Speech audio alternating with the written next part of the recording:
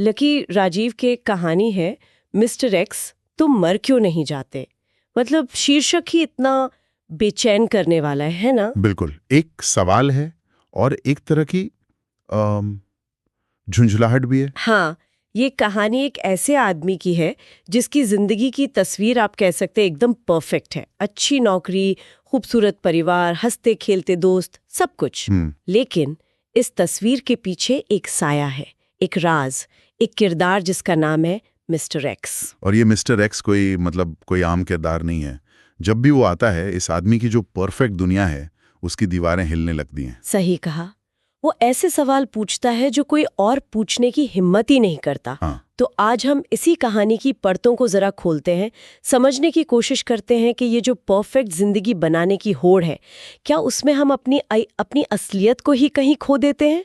और ये mister x आखिर है कौन? ये बहुत दिलचस्प सवाल है, क्योंकि ये सिर्फ एक किरदार की कहानी नहीं रह जाती। फिर ये उस सामाजिक दबाव की कहानी बन जाती है जो हम सब पर एक परफेक्ट जिंदगी दिखाने का बोझ डालता है। बिल्कुल। और इसकी शुरुआत ही होती है उस मुखौटे से जो उसने पहन रखा है। वो मुखौटा। कहानी में बताया है कि उसकी फोन गैलरी अल्ट्रा हैप्पी परिवार की तस्वीरों से भरी हुई है। मतलब सब कुछ शानदार। हाँ, लेकिन एक जगह पर जब उसका एक दोस्त है रोनित, वो उसकी उदासी को भांप लेता है, तो ये क्या करता है, फौरन अपनी पत्नी के साथ एक तस्वीर सोशल मीडिया पर लगाकर कैप्शन लिखता है, माय सोलमेट। हाँ, हाँ, ये जो है ना, ये परफॉर्मेटिव हैप्पीनेस का एक क्लासिक उदाहरण है। मतलब खुशी का प्रदर्शन करना। अच्छा। और दिलचस्प बात यह है कि ये मुखौटा सिर्फ दूसरों के लिए नहीं है, वो खुद को भी यकीन दिलाना चाहता है कि सब कुछ बेस्ट है। मतलब अगर दुनिया मान लेगी कि वो खुश है तो शायद वो सच में खुश हो जाएगा। एग्जैक्टली। उसकी खुशी बाहरी मान्यता पर टिकी है। और मिस्टर एक्स वो इसी धोखे को तोड़ता है। वो फोन करके सीधे पूछता है, किसी ने पूछ लिया होगा कि आपस में बॉन्डिंग नहीं दिखती, उसके लिए ये स्टेटस लगाया होगा, है ना। हाँ, और बस इस एक सवाल से उसका सारा बनाया हुआ महल ढह जाता है। यही तो मुझे ये सोचकर हैरानी होती है कि एक इंसान अपनी सच्चाई से इतना क्यों भागता है कि उसे एक नकली दुनिया बनानी पड़ती है। क्योंकि असली दुनिया का सामना करने में डर लगता है। कहानी में एक और उदाहरण है, देखिए। उसे लगता है कि उसकी पत्नी बेस्ट नहीं है। अब इस असुरक्षा का सामना करने के बजाय वो क्या करता है? क्या? वो अपना सोशल सर्कल, अपना सामाजिक दायरा ही ऐसे लोगों तक सीमित कर लेता है जहां उसकी पत्नी को सर्वश्रेष्ठ माना जाए। अरे वाह। मतलब समस्या को सुलझाना नहीं है। नहीं, समस्या के आसपास एक आरामदायक घेरा बना लेना है। वो अपनी सच्चाई नहीं बदल रहा, वो बस आईना बदल रहा है जिसमें वो खुद को देखता है। मतलब अगर आईना आपकी पसंद की तस्वीर ना दिखाए तो आईना ही बदल दो। गजब। बिल्कुल। और जब कोई इंसान खुद से इस तरह भागता है तो उसका असर सबसे पहले उसके सबसे करीबी रिश्तों पर पड़ता है। और कहानी में ये चीज उसकी बेटी के साथ बहुत भयानक तरीके से सामने आती है। सही कहा। वो अपनी बेटी को बेटी की तरह नहीं देखता। वो उसे अपने सीने पे लगा एक मेडल मानता है। मेडल, हाँ। एक ट्रॉफी जिसे दुनिया को दिखाकर वो अपनी कीमत साबित करना चाहता है। उसके सारे अधूरे सपने, उसकी सारी अधूरी महत्वाकांक्षाएं अब उस बेटी को पूरी करनी है। और शायद इसीलिए कहानी का वो सीन इतना परेशान करता है। जब बेटी क्लास में सेकंड हाईएस्ट आती है, वो शांत नहीं रह पाता।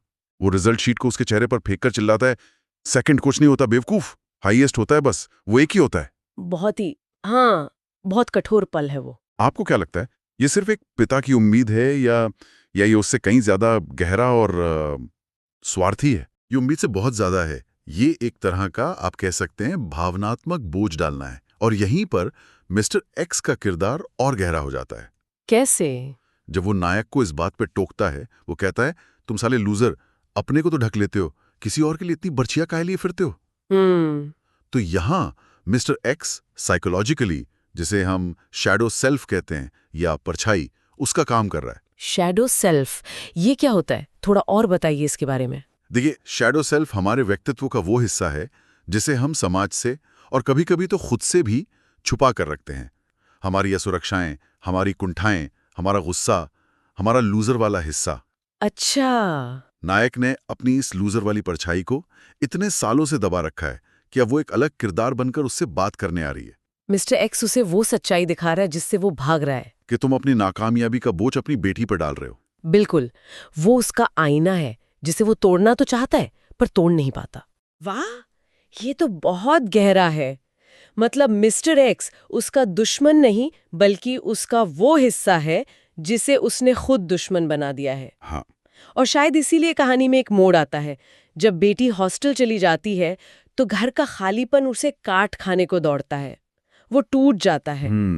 और पहली बार वो मिस्टर एक्स के सामने रोता है, अपनी गलती मानता है। हाँ, वो स्वीकार करता है कि उसने बेटी के साथ गलत किया। और उस पल मिस्टर एक्स कुछ नहीं कहता, बस उसे गले लगा लेता है। ये दिखाता है कि जब हम अपनी परछाई को, अपनी कमजोरियों को स्वीकार कर लेते हैं तो वो हमें डराती नहीं बल्कि सहारा देती है। उस कबूलनामे के बाद उसे एक अजीब सी शांति महसूस होती है। वो सोचता है चलो जो है जैसा है ठीक है, बेस्ट नहीं पर बुरा भी नहीं। हाँ, एक ठहराव आ जाता है। लेकिन कहानीकार यहाँ एक बहुत कमाल की उपमा का इस्तेमाल करता है। वो इस शांति को बंद पड़ी टंकी का पानी कहता है, ठहरा हुआ, बेजान, जिसमें धीरे धीरे बदबू आने लगती है। क्या बात है। ये बात मुझे बहुत दिलचस्प लगे क्योंकि आमतौर पे हम सोचते हैं कि अपनी गलती मान लेना ही सबसे बड़ा कदम है, प्रॉब्लम सॉल्व। लेकिन कहानीकार कह रहा है कि नहीं, ये तो बस एक ठहराव है जो बाद में और खतरनाक हो सकता है। बिल्कुल, क्योंकि स्वीकृति ही बिना एक्शन के अधूरी है। सच को मान लेना पहला कदम है, लेकिन अगर उस सच के आधार पर आप अपने व्यवहार को नहीं बदलते तो वो स्वीकृति एक तरह की आत्मदया में बदल जाती है। हाँ, मैं ऐसा ही हूं, अब क्या कर सकते हैं। ये एक खतरनाक ठहराव है। और उसका ये ठहराव तब टूटता है जब वो टीवी पर एक प्रवचन सुनता है। हाँ, वो लाइन, आपके पास जो कुछ है कुछ बेचारों के पास तो वो भी नहीं है। और ये लाइन उसे चुभ जाती है। उसे अचानक एहसास होता है कि जिन लोगों को वो अपने से बेहतर मानता है उनकी नजर में तो वो खुद एक बेचारा है। और बस सारा सुकून, सारी शांति खत्म। वो फिर से उसी असुरक्षा के जाल में फंस जाता है, क्योंकि उसका आत्मविश्वास आंतरिक नहीं, भारी है। वो दूसरों की नजरों से अपनी कीमत तय करता है। और इसी मानसिक उथल-पुथल के बीच कहानी का असली इम्तिहान आता है, जब उसके एक पुराने कम सफल दोस्त कुमार का फोन आता है। हाँ, कुमार, जो अपने बेटे के इंटरव्यू के लिए शहर आ रहा है। अब वो रात को उसके घर रुकना चाहता है। अब यहाँ नायक के पास एक मौका है ये साबित करने का कि वो बदल गया है, कि वो अपनी गलतियों को मान चुका है। लेकिन वो क्या करता है? वो वही करता है जो हमेशा से करता आया है। वो मुखौटा पहन लेता है। हाँ, उसके दिमाग में जो लड़ाई चलती है वो देखने लायक है। वो सोचता है, टीन से ढका एक कमरा, उसमें रुककर कोई क्या ही खराब कर देगा, मेरे यहाँ तो बात अलग होगी। वो अपनी इमेज, अपने स्टेटस, मोहल्ले वालों की सोच, इन सब चीजों में उलझ जाता है। और आखिर में वो कुमार से झूठ बोल देता है, एक नहीं कई झूठ। कहता है बेटी और उसकी सहेलियां आई हुई हैं, भैया का इलाज चल रहा है, घर में जगह ही नहीं है। ये कहानी का शायद सबसे दिल तोड़ने वाला हिस्सा है। हाँ, क्योंकि ये दिखाता है कि उसका सारा रोना, सारा पछतावा कितना खोखला था। जब अमल करने का वक्त आया तो वो फेल हो गया। इसे मनोवैज्ञानिक भाषा में कॉग्निटिव डिसोनेंस का चरम कह सकते हैं। मतलब उसके मन में एक विचार है, मैं अच्छा इंसान हूं, मैं अमीर गरीब में भेद नहीं करता, लेकिन उसका एक्शन ठीक इसके उल्टा है। वो अपने गरीब दोस्त को घर बुलाने से बचने के लिए झूठ बोल रहा है। अच्छा। और इस विरोधाभास से जो तनाव पैदा होता है, उसे कम करने के लिए वो खुद को झूठी दलीलें देता है। वो खुद को यकीन दिलाने लगता है कि उसने कुमार को इसलिए मना किया क्योंकि उसे अकेलापन चाहिए था, ना कि इसलिए कि वो गरीब है। लेकिन उसका ज़मीर, उसका शैडो सेल्फ ये मानने को तैयार नहीं है। बिल्कुल नहीं। कहानी का अंत बहुत ही पावरफुल है। वो अपनी कार के पास अकेला खड़ा है और खुद से ही चिल्ला चिल्ला कर बातें कर रहा है। वो खुद को निर्दोष साबित करने की कोशिश कर रहा है, मैं ऐसा इंसान हूं ही नहीं, बहाने बनाना, झूठ बोलना मुझे आता ही कहाँ है। और वो रोने लगता है। वो अपने ही बनाए जाल में फंस चुका है। और ठीक उसी पल जब वो अपने सबसे कमजोर और सबसे झूठे पल में होता है, उसे दूर से एक कार आती हुई दिखती है। मिस्टर एक्स की कार। वो वापस आ रहा है। हाँ, वो वापस आ रहा है। इसका क्या मतलब निकालें? क्या वो कभी बदल ही नहीं पाएगा? ये लड़ाई कभी खत्म नहीं होगी? मेरे ख्याल से कहानी यही कह रही है। मिस्टर एक्स का वापस आना इस बात का प्रतीक है कि आप अपनी सच्चाई से भाग नहीं सकते। ये एक अंधहीन चक्र है। हाँ, जब जब वो खुद से झूठ बोलेगा, जब जब अपनी कमजोरियों पर पर्दा डालने के लिए एक चमकदार मुखौटा पहनेगा, तब तब उसकी दबी हुई सच्चाई यानी मिस्टर एक्स उसे झकझोरने के लिए वापस आ जाएगी। ये लड़ाई किसी बाहरी दुश्मन से नहीं है। नहीं, ये पूरी तरह से आंतरिक है और शायद ये लड़ाई ही जिंदा होने का सबूत है।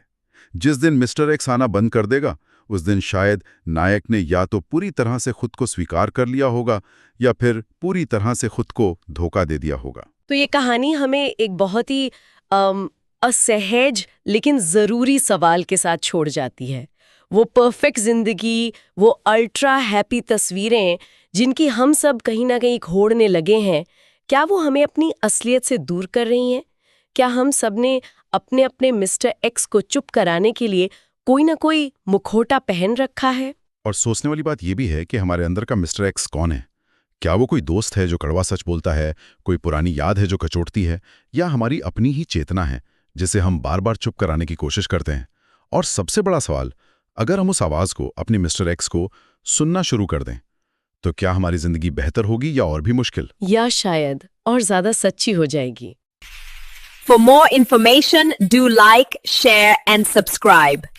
Thank you.